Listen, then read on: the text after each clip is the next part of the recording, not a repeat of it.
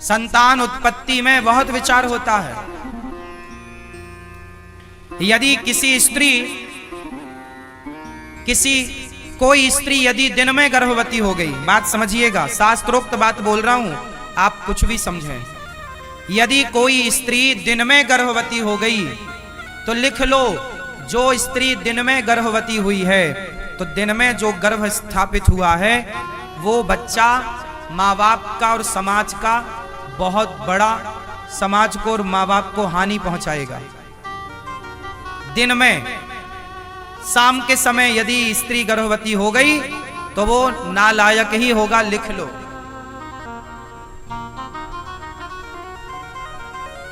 हिरण्याक्ष हिरण्यकश्यप इसका उदाहरण है। महर्षि कश्यप की पत्नी दिन शाम के समय अपने पति से बोलने लग गई कि मुझे काम का वेग है, आप मुझे संतुष्ट कीजिए।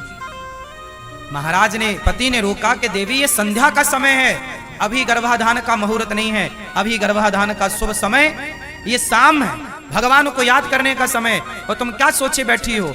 पत्नी ने नहीं माना और पत्नी ने जिद की तो गर्भाधान हुआ। तो उस गर्भाधान से हिरण्याक्ष और हिरण्यकश्यप जैसे राक्षसों का जन्म हुआ। शास्त्र प्रमाण है। इसलिए हमारे यहाँ ये विचार भी होता है कि गर्भाधान कब होना चाहिए। इसलिए संयमी गृहस्थ में हो, पत्नी के साथ हो तो भी संयमी रहना है। संतान के लिए विचारवान होना है। क्या होना है? विचारवान। खूब तरीके से हमने समझाया, आप समझदार होंगे, समझ गए होंगे कि संतान के प्रति लापरवाही नहीं, बहुत श्रेष्ठ संतानों की जरूरत है। कहाँ गई वो झांसी की रानी, कहाँ गए विवेकानंद, कहाँ गए रामकृष्ण, कहाँ गए और महाराणा प्रताप शिवाजी। ऐसी संतान चाहते हो, समाज के हित के लिए संतान चाहते हो, अपने परिवार और कुटुंब और खानदान के हित की संतान चाहते हो, तो फिर आपको संतान से जुड़ा हर नियम पालन करना पड़ेगा। श्रेष्ठ संतान चाहिए। अब कैसे संतान उत्पन्न करना है, अब ये विचार करना होगा। दशरथ जी ने संतान उत्पन्न करने के पहले यज्ञ किया था, पुत्रेष्टि यज्ञ, तब जाके उनके यहाँ भगवान राम, लक्ष्मण, भरत, शत्रुघ्न जी का जन्म हुआ था। जब आप यज्ञ करेंगे, सात्विक विचार रखेंगे, अच्छे राह पर चलेंगे, और जब पत्नी अच्छे विचार वाली होगी, पति अच्छे विचार वाला होगा, और दो अच्छे विचार वाले जब मिलेंगे तो जब संतान होगी तो एक श्रेष्ठ संतान का जन्म होगा, अच्छे विचारों वाली संतान का जन्म होगा। जब माँ बाप का आचार विचार ही बिगड़ जाएगा तो संतान कैसी होगी? आप विचार तो करो, माँ बाप के ही तो लक्षण आएंगे ना बच्चों में, माँ बाप से मिलकर ही तो संतान का निर्माण होता है। बोलो हाँ या ना? तो फिर माँ बाप के जैसे विचार होंगे। माँ बाप में यदि कोई बीमारियां होती हैं तो वो भी बच्चों में आती हैं, पता है आपको? मेडिकल साइंस कहता है कि माँ बाप की बीमारियां कोई है तो वो बच्चों में आएंगी। बोलो हाँ, हाँ या ना?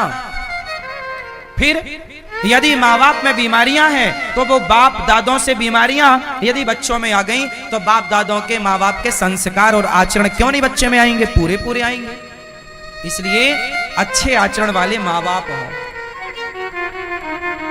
अच्छे विचारधारे वाले, अच्छा विचारधारा वाले माँ बाप हो। माँ बाप को चाहिए कि अच्छे बनो। विवाह क्यों होता है? बढ़िया होता है, करो विवाह, यज्ञ करो, अनुष्ठान करो, भगवत चिंतन करो। पति पत्नी शादी होए तो वृंदावन आओ, बिहारी जी का आशीर्वाद लो, कथा सुनो, संतों का आशीर्वाद लेकर अपनी गृहस्थी की शुरुआत करनी चाहिए। लेकिन आजकल के नए जोड़ा जोड़ी, लड़का लड़की सीधा बड़ी बड़ी होटलों में जाके, बड़े बड़े शहरों में, बड़े बड़े देशों में, जो जिसकी हैसियत है वहां जाता है और अपना वहां हनीमून मना रहे हैं।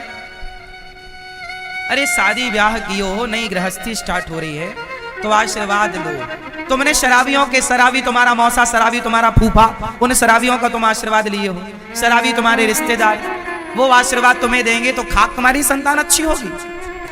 नशेड़ियों से तो तुमने आशीर्वाद लिया है। अरे जाओ संतों से आशीर्वाद लो, तीर्थों में आओ, साधुओं से, संतों से आशीर्वाद, भगवान का दर्शन करो, पत्नी पति दोनों जाओ, भगवान बिहारी जी का दर्शन करो, बिहारी जी की परिक्रमा लगाओ, वृंदावन की परिक्रमा लगाओ, गिरिराज जी की परिक्रमा लगाओ और गिरिराज जी से प्रार्थना करो, हे गिरिराज जी हमारा विवाह हुआ है, इस जोड़ी को आशीर्वाद दीजिए और ऐसी संतान दीजिएगा जो राष्ट्र के काम आए, समाज के काम आए। हे प्रभु ऐसी कृपा, अच्छी संतान चाहो तो अच्छी मिलेगी। अब आप लोग तो बस हो जाए कैसी भी, तो आजकल के बच्चे हो तो रहे हैं पर किस काम के हैं? ऐसे बच्चे हो रहे हैं जो अपनी माँ को लेकर वृद्धाश्रम छोड़ने आए हैं, ये बच्चे हो रहे हैं। ये सब वही बिना यज्ञ वाले हैं, बिना अनुष्ठान के हो तो जाएंगे पर तुम्हें छोड़ाएंगे वृद्धाश्रम। ना गिलास भर पानी का आसरा होगा, ना रोटी दो रोटी का आसरा होगा। तो संतान, ऐसी संतान पैदा करने से भी लाभ क्या? मेरी माँ तुमने व्यर्थ में ही प्रसव का दर्द उठाया है, व्यर्थ में ही तुम पेट पकड़ के रोई हो। अरे पेट पकड़ा ही था, बच्चा पैदा किया ही था, तो ऐसा पैदा करती जो राष्ट्र के काम आता, समाज के, देश के काम आता। ऐसे बच्चे काहे पैदा कर लिए कि तुम कोई छोड़ने वृद्धाश्रम चलाया? ऐसे बच्चे नहीं चाहिए। कैसे चाहिए आपको? जननी जने तो भक्त जने, या दाता या सूर, या से तो बंध्या भली, काहे गवावे नूर। कैसी संतान चाहते हो आप लोग? लायक या नालायक? जोर से। तो लायक संतान का जन्म कैसे होगा?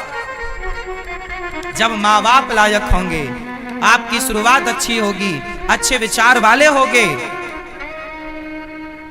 अब शादी के पहले लड़की के 4 बॉयफ्रेंड हैं, शादी के पहले लड़कों की 8 गर्लफ्रेंड हैं। अब ये 8 गर्लफ्रेंड वाला और 4 बॉयफ्रेंड वाली अब ये शादी करेंगे और इनकी जब संतान होगी तो इसका बच्चा 16 साल में 20 गर्लफ्रेंड बनाएगा और इसकी छोरी तो 25 बनाएगी। भाई तुम माँ बाप भी तो ऐसे बनाते थे। जब तुमने गर्लफ्रेंड बॉयफ्रेंड बनाया है तो तुम्हारी औलाद ही तो है वो, फिर वो कितने बनाएंगे? जब आज 2024 में तुम्हारे 8-10 हैं तो वो उसके पैदा होते होते तो 2040 और 50 चालू होगा। उस जमाने का क्या होगा? उस जमाने में 10-20 से थोड़ी, उस जमाने में तो आए दिन नए गर्लफ्रेंड नई बॉयफ्रेंड होगा। तो जैसे माँ बाप, भाई बबूल का बीज गिरेगा तो बबूल ही तो पैदा होगा, और आम की गुठली यदि गिरेगी तो आम ही ना पैदा होगा। भाई जो बीज होगा वही ना फसल तैयार होगी। पेड़ बोए बबूल का तो आम कहां से आए? गाय का बच्चा गाय ही होगा, गाय का बछड़ा वो गौवंशी ही कहलाएगा और भैंस का भैंसा ही कहलाएगा, गीदड़ का गीदड़ ही कहलाएगा और शेर का शेर ही कहलाएगा। इसलिए आप जैसे विचारधारा वाले होंगे उस विचारधारा वाला बच्चा पैदा होगा। आप तय करिए कि आपको संतान कैसी चाहिए, जैसी चाहिए वैसे आचरण अपने बना लो। कितने लोग मेरी इस बात से सहमत हैं कि जैसे आचरण वाले माँ बाप होते हैं लगभग वही आचरण वाले बच्चे, उन पर पूरा पूरा प्रभाव। बताओ माँ बाप का प्रभाव बच्चों में पड़ता है या नहीं? हाँ या ना? जोर से। तो शादी के बाद कहां जाना चाहिए? संतों का आशीर्वाद लो, अच्छे लोगों का, माता पिता का आशीर्वाद, अच्छे आचरण वाले बनो। किस किस को बात समझ आ गई?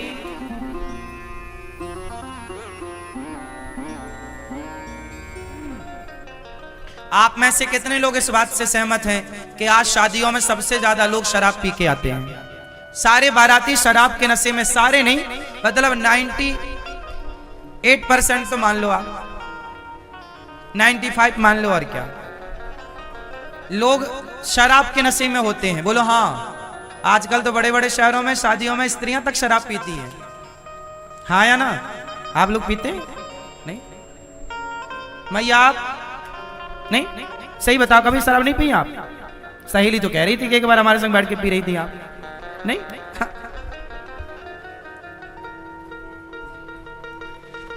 आजकल शादियों का मतलब शराब हो गया है। आजकल शादियों में जैसे लोग ना खाना पीने रखते हैं ना, बफर सिस्टम, स्टॉल लगाते हैं सब चीजों का, ऐसे एक शराब का भी अपना होता है, मैंने सुना है। क्या ये बात सही है? शराब का भी एक स्टॉल होता है जहां लोग जाके अपना शराब पीते हैं, शादी में आए हैं। अब ये शराब पीकर वर वधू को आशीर्वाद देंगे। ऐसे लोगों का आशीर्वाद लो ही मत। नालायकों का आशीर्वाद क्या चाहिए? ऐसे शराबी तुम्हें आशीर्वाद देंगे तो तुम्हारी औलाद कैसी होगी? नालायकों का आशीर्वाद भी नहीं लेना चाहिए। क्यों? आप बताओ। आशीर्वाद उनका लिया जाता है जो अपने से श्रेष्ठ आचरण वाले हों, क्योंकि आशीर्वाद जो हमें देते हैं उनका आचरण हम पे आता है। इसलिए माता पिता के चरण छुए जाते हैं ताकि माँ बाप के संस्कार हम पर आए। बड़ों के पांव, गुरु के पांव छुए जाते हैं ताकि बड़ों का आचरण हमारे जीवन में आए, उनकी तरह बने। अब शराबियों के आशीर्वाद से आप क्या बनोगे? आप ही बताओ, विचार करो, कर लो विचार। शराबी आशीर्वाद देंगे तो क्या बनेंगे आप? ये कौन सा आशीर्वाद देंगे? खुद तो झूम बराबर झूम शराबी हो रहे हैं नशे में। शादी विवाह में, विवाह एक यज्ञ है, इसलिए मेरी मां आप अपनी बेटी का विवाह करो, यज्ञ है। आप उस विवाह में ये शराब इत्यादि का अड्डा ना बनाओ, बेटी के भविष्य से खिलवाड़ ना करो। ऐसे लोगों को शराब, ऐसे लोगों को विवाह में बुलाओ ही मत जो शराबी हो। थोड़ा अच्छे आचार विचार रखो मेरी माँ। ये क्या आधुनिकता के नाम पे आज जो चल रहा है हुड़दंग, सही है? बताओ, सही है? फिर आने वाली समाज क्या आपसे सीखेगी? क्या होगा अब इस भारत का यदि ऐसे ही आचरण रहे कि हुड़दंग हो रही है आजकल शादियों में, शराब पी के लड़के नाच रहे हैं? ऐसी समाज नहीं चाहिए। अच्छे चाहिए ना। आपकी बेटी का विवाह हो रहा है, पाणी ग्रहण संस्कार हो रहा है। क्या हो रहा है? संस्कार है, संस्कार है, वो यज्ञ है। मंडप बनाया जाता है। मंडप जैसे यज्ञ का मंडप होता है ना, ऐसे दुल्हा दुल्हन जहां बैठते हैं उसे भी मंडप कहते हैं। क्या है वो? मंडप। और मंडप पुरानी पद्धति कैसी रही? जंगल से लकड़ियां लाई जाती थी। लकड़ी किसकी होनी चाहिए? ऊपर छाते थे, मतलब छाया होनी चाहिए। वहां पर पूरा देवी देवताओं का आवाहन किया जाता है। वहां पर यज्ञ होता है, हवन होता है। उस हवन कुंड के फेरे होते हैं, अग्नि साक्षी होती है, तब ना दुल्हा दुल्हन पूरा विधान करते हैं। आजकल वो विधान लोग जल्दी जल्दी कराते हैं और शराब की पार्टियों में खूब समय देते हैं। अब बताओ समाज की क्या स्थिति होगी? इसलिए विवाह का अर्थ है यज्ञ। हम अधिकारी हो गए इस विवाह से। अब हमें संतान उत्पन्न करने का, अब कैसे संतान उत्पन्न करना है, अब ये विचार करना होगा। दशरथ जी ने संतान उत्पन्न करने के पहले यज्ञ किया था, पुत्रेष्टि यज्ञ। तब जाके उनके यहाँ भगवान राम, लक्ष्मण, भरत, शत्रुघ्न जी का जन्म हुआ था। जब आप यज्ञ करेंगे, सात्विक विचार रखेंगे, अच्छे राह पर चलेंगे, और जब पत्नी अच्छे विचार वाली होगी, पति अच्छे विचार वाला होगा, और दो अच्छे विचार वाले जब मिलेंगे तो जब संतान होगी तो एक श्रेष्ठ संतान का जन्म होगा, अच्छे विचारों वाली संतान का जन्म होगा। जब माँ बाप का आचार विचार ही बिगड़ जाएगा तो संतान कैसी होगी? आप विचार तो करो। माँ बाप के ही तो लक्षण आएंगे ना बच्चों में। माँ बाप से मिलकर ही तो संतान का निर्माण होता है। बोलो हाँ या ना? तो फिर माँ बाप के जैसे विचार होंगे। माँ बाप में यदि कोई बीमारियां होती हैं तो वो भी बच्चों में आती हैं, पता है आपको? मेडिकल साइंस कहता है कि माँ बाप की बीमारियां कोई हैं तो वो बच्चों में आएंगी। बोलो हाँ, हाँ या ना? फिर यदि माँ बाप में बीमारियां हैं तो वो बाप दादों से बीमारियां यदि बच्चों में आ गई तो बाप दादों के, माँ बाप के संस्कार और आचरण क्यों नहीं बच्चे में आएंगे? पूरे पूरे आएंगे। इसलिए अच्छे आचरण वाले माँ बाप हों, अच्छे विचारधारे वाले, अच्छा विचारधारा वाले माँ बाप हों। माँ बाप को चाहिए कि अच्छे बने। विवाह क्यों होता है?